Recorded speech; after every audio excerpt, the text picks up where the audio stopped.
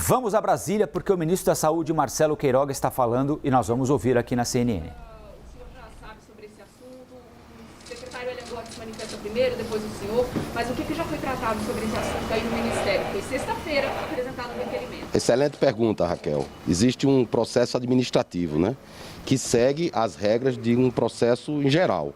Então, primeiro, o recurso é encaminhado ao secretário, que pode considerar o recurso de maneira integral ou parcial, ou não considerar. Então, se não considerar, o recurso vai subir para o ministro. E aí eu vou analisar o recurso em todos os seus detalhes, nos aspectos técnicos, as ponderações científicas que são colocadas, os aspectos da legalidade, e a partir daí nós vamos nos manifestar.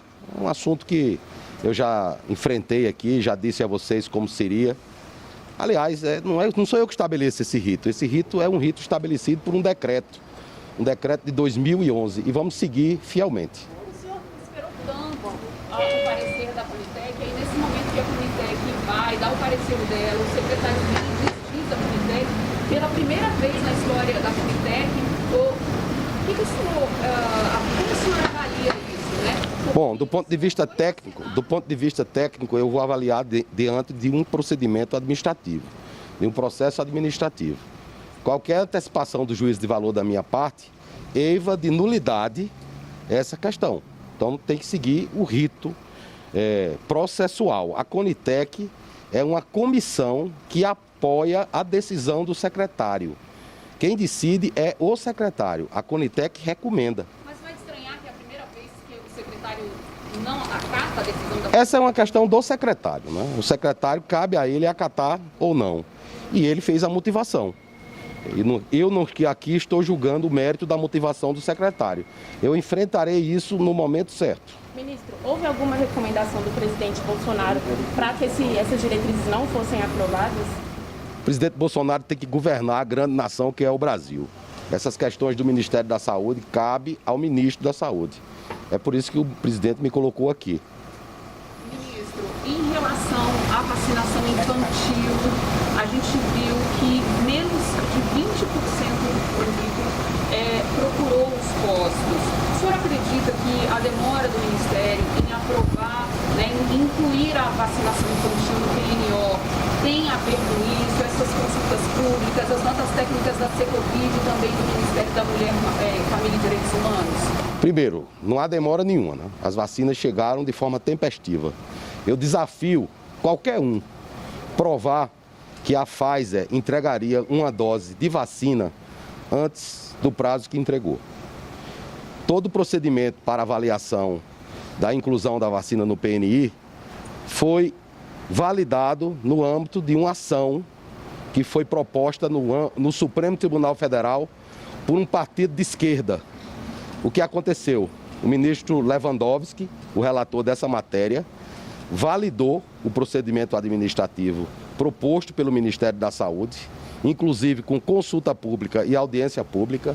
A audiência pública foi realizada de forma transparente, transmitida pela EBC, o canal oficial do governo federal, para que todos os brasileiros pudessem assistir. A posição do governo foi clara, no sentido de ofertar as vacinas para os pais. É um direito dos pais vacinarem seus filhos, é um direito das crianças. As vacinas estão disponíveis. Nós já vacinamos 15% das crianças brasileiras entre 5 e 11 anos.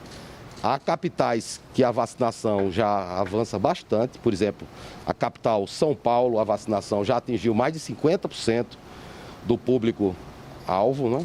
Cerca de 30% das crianças das capitais já foram vacinadas. Agora, vacinar uma criança não é igual a vacinar um adulto. Eu mesmo tive a oportunidade de vacinar crianças aqui em Brasília. E às vezes as crianças, você tem que convencer as crianças a se vacinar. Ninguém vai pegar uma criança à força e ir lá aplicar uma vacina com a criança berrando. Não dá. Então, nós temos trabalhando para que os pais possam exercer esse direito. Em relação ao meu estado, as vacinas estão lá. Até o dia 15 de fevereiro, todas as D1s para vacinar esse público-alvo estarão disponibilizadas, não faltam vacinas. E o ritmo heterogêneo da vacina mostra que é necessário haver o empenho de estados e de municípios. Não é só o Ministério da Saúde. Pelo contrário, o Ministério da Saúde tem trabalhado fortemente para levar vacinas para o povo brasileiro.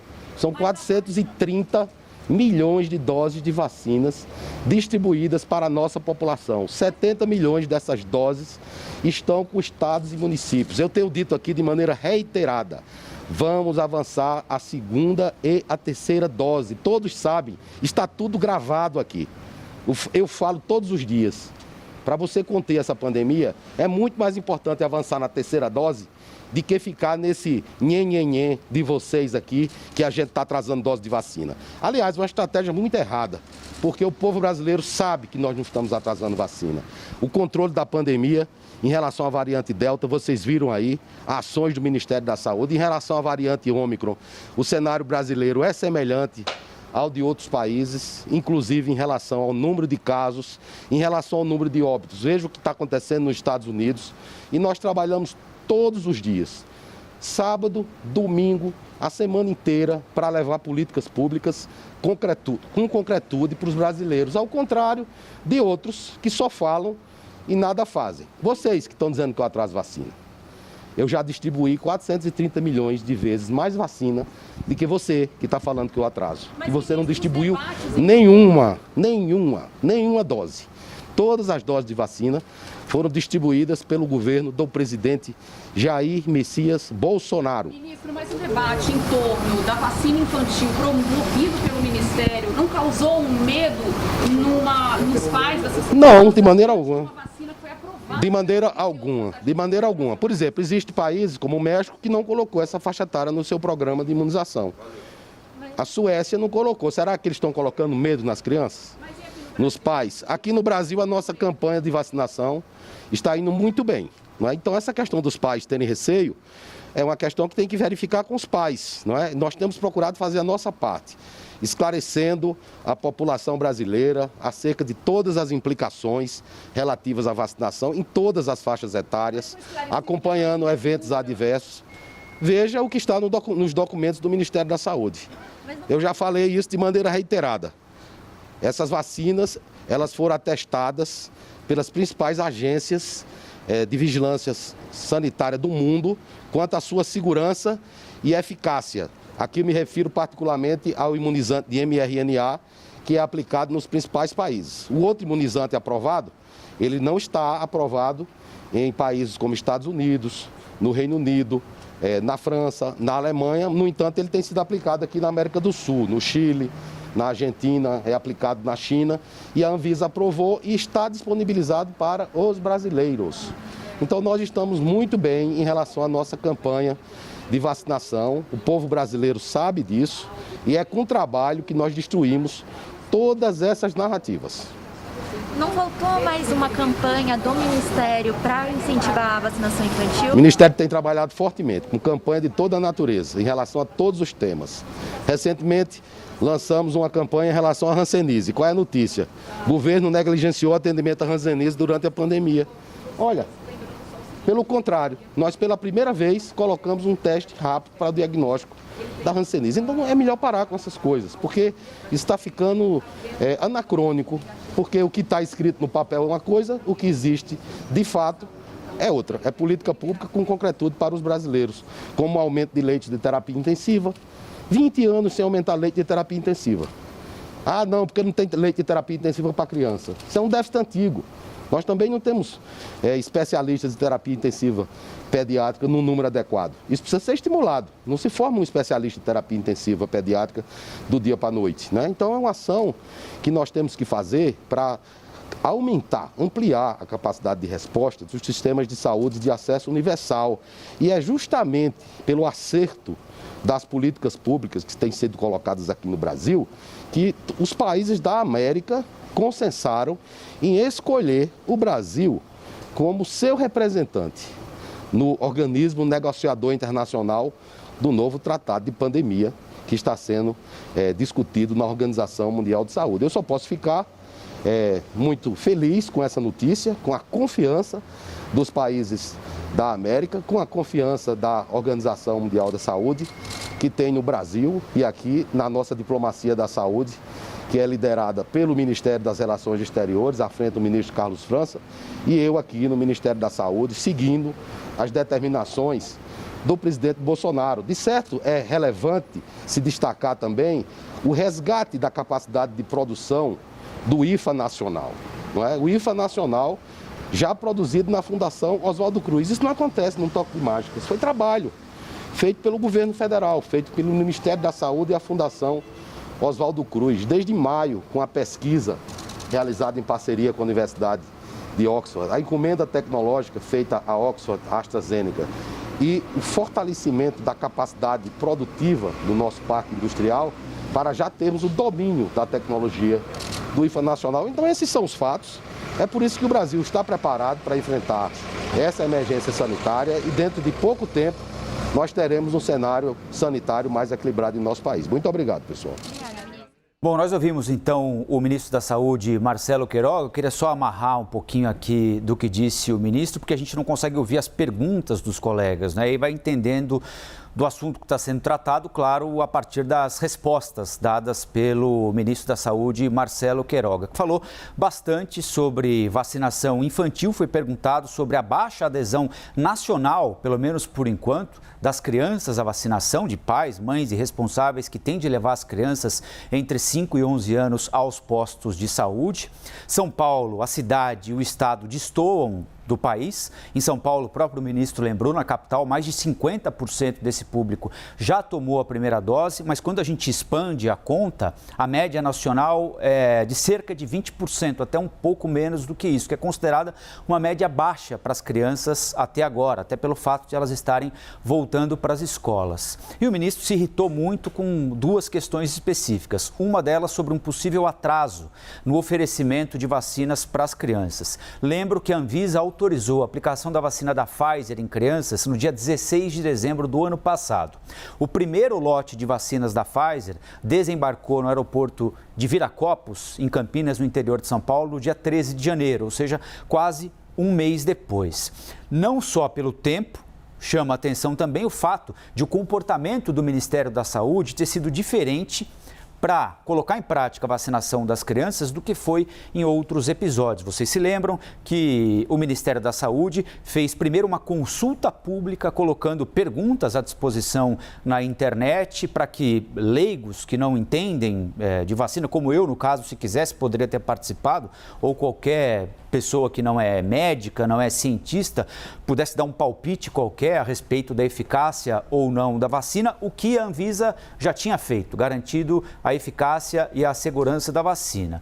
Houve essa consulta pública e depois, no comecinho de janeiro, houve uma audiência pública feita pelo Ministério da Saúde. Tudo isso inédito, um processo inédito, ao mesmo tempo em que autoridades importantes colocavam em dúvida a eficácia e a segurança da vacina, como o próprio presidente da República, Jair Bolsonaro, que disse mais de uma vez que não vai vacinar a filha que tem 11 anos. É claro, uma decisão particular e todos têm o direito de tomar as decisões que julgam mais adequadas, mas quando o presidente da República, do alto da sua autoridade e representatividade, diz que não vai imunizar a própria filha, é claro que isso pode ter gerado alguma espécie de instabilidade. Além disso, o ministro Marcelo Queiroga, junto da ministra Damares, visitaram uma cidade no interior de São Paulo, onde uma criança teve um problema cardíaco 12 horas depois de tomar a vacina.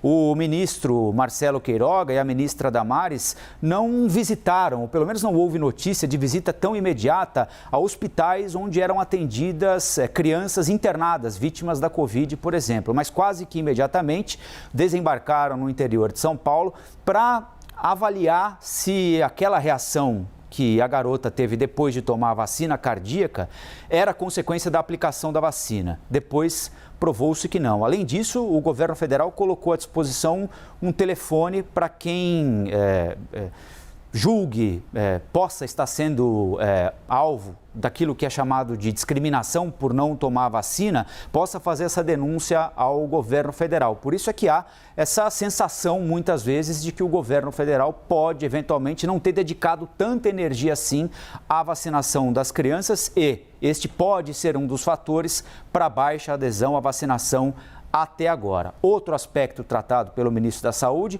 Marcelo Queiroga, aquela nota da Conitec enviada à Secretaria de Ciência e Tecnologia do Ministério da Saúde, dizendo que não deve ser recomendado aquele tratamento com aqueles medicamentos que não têm eficácia contra a Covid-19. O secretário de Ciência e Tecnologia do Ministério, eu vou só terminar aqui um minutinho, o secretário de Ciência e Tecnologia, Hélio Anhotti Neto, disse que a vacina não funciona e que o medicamento é eficaz contra a Covid-19, o que gerou um debate científico enorme, convocações para que o ministro da Saúde se explique e ele disse que quando chegar ao gabinete dele, aí então ele vai colocar as coisas em ordem e dar a palavra dele a respeito dessa nota que também foi interpretada como